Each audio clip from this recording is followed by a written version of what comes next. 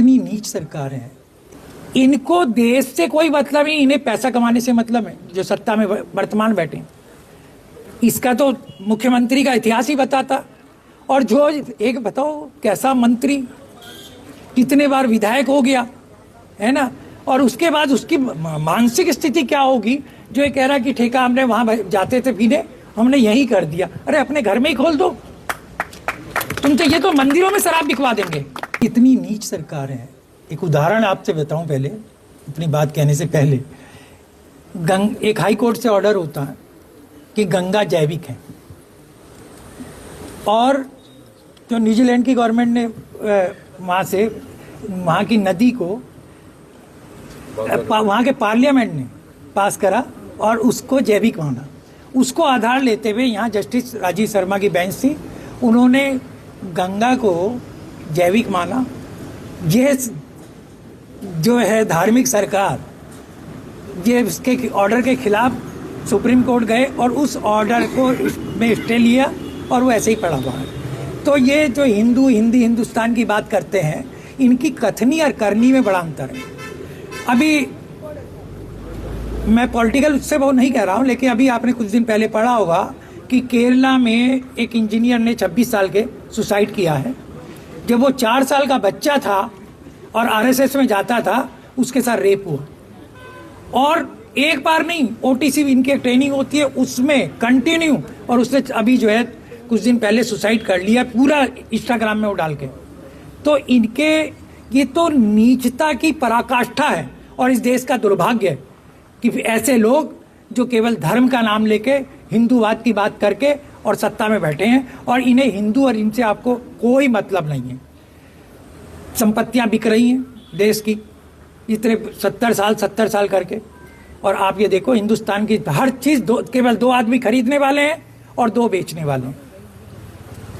मातृ सदन एक ऐसी संस्था है जो इन सब चीजों के लिए, आप सुधानंद जी एडवोकेट हैं, अभी आप वकालत भी करते हैं।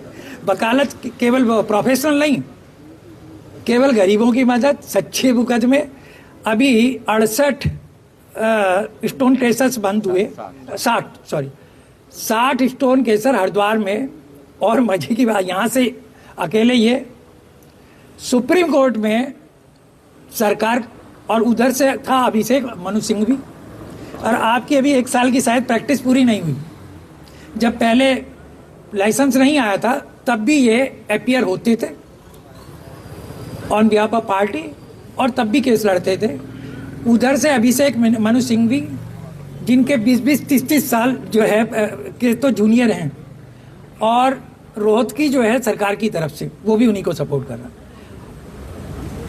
सरकार चीफ जस्टिस के यहाँ मुकदमा, 2-4 साल का लड़का तो अभिषेक मनु सिंघवी के यहाँ खड़ा भी नहीं हो सकता।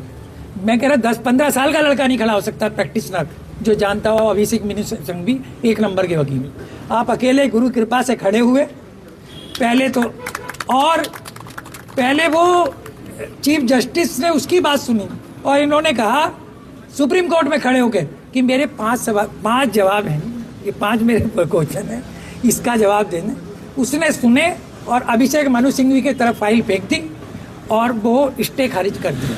उनको स्टे नहीं मिला वहां से, तो सारे बंद हो गए, केस खारिज कर दिया। 33 लोग वहां गए थे सुप्रीम कोर्ट।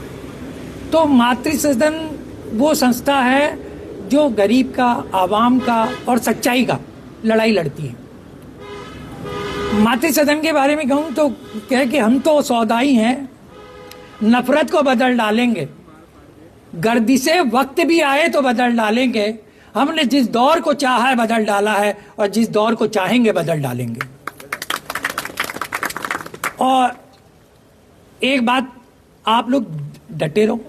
ये लोग देखा नहीं किसानों के साथ इन्होंने क्या किया, कितने लोग मर गए। थोड़े से त्याग की आवश्यकता है, और हम तो महाराज जी के सानिध्य में, जब महाराज जी आदेश करेंगे यहाँ चल देंगे।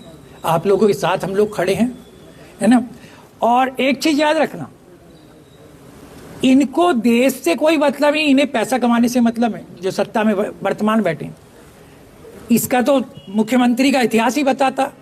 और जो एक बताओ कैसा मंत्री, कितने बार विधायक हो गया, है ना। और उसके बाद उसकी मानसिक स्थिति क्या होगी, जो ये कह रहा है कि ठेका हमने वहां जाते थे पीने, हमने यही कर दिया। अरे अपने घर में ही खोल दो।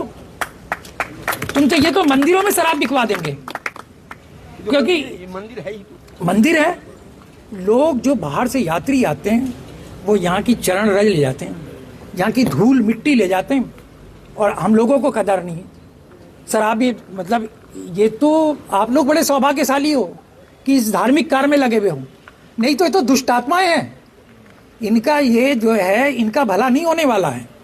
अगर ये सोचें कि पैसा कमा के कोई पैसा, हमारे यहाँ आश्रम में महाराज जी के, ये बता दूं फॉर योर काइंड इन्फॉर्मेशन, कि बहुत लोग पैसा देने आते हैं, तो वहाँ कोई पैसा नहीं लिया जाता। जो संस्था से जुड़े हुए लोग हैं वो भी पर्ची कटा के दान अगर दे रहा है कोई, और वो उसकी भी एक लिमिट है, उससे ज़्यादा महाराज जी लेते हैं। और महाराज जी का व्यक्तिगत, महाराज जी केमिस्ट्री के प्रोफेसर थे कैलकाटा में, महाराज जी।